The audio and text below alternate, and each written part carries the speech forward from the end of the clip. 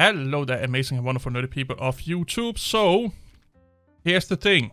If you're using an older Linux kernel, you may need to look into this, and you are using Bluetooth, or you have a Bluetooth device or dongle on your laptop or your PC.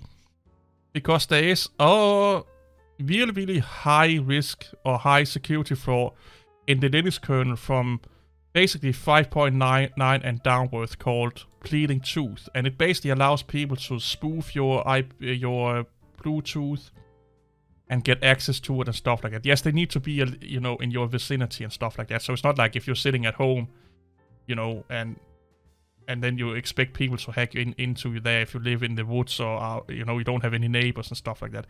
This is more laptops and stuff like basically, BlueC that is the corporate sinner here. Intel still recommend that you upgrade to version 5.9 or later.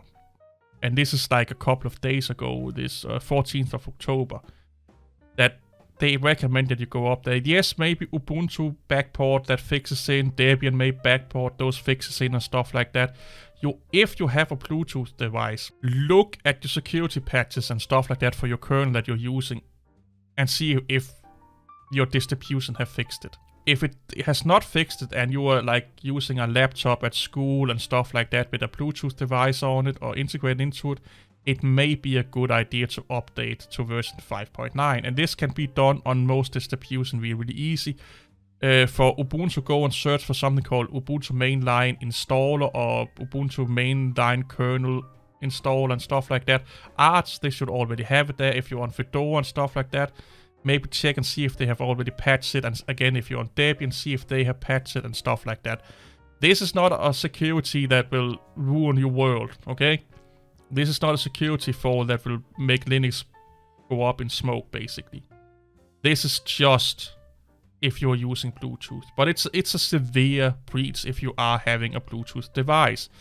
Improper input validation in BlueC may allow unauthorized users to potentially enable escalation of privileges via adjusted access and stuff like that. So again, they need to be a little bit close to you. If you're like me, I don't have a laptop with USB device in it. I don't have a PC with USB device in it. I only have my Android phone. So don't go in panic. This is just information, okay? This is just information. And, oh, now they want me to put an ad. Here's another article here. Bleeding Tooth, Bluetooth flaw in the Linux kernel.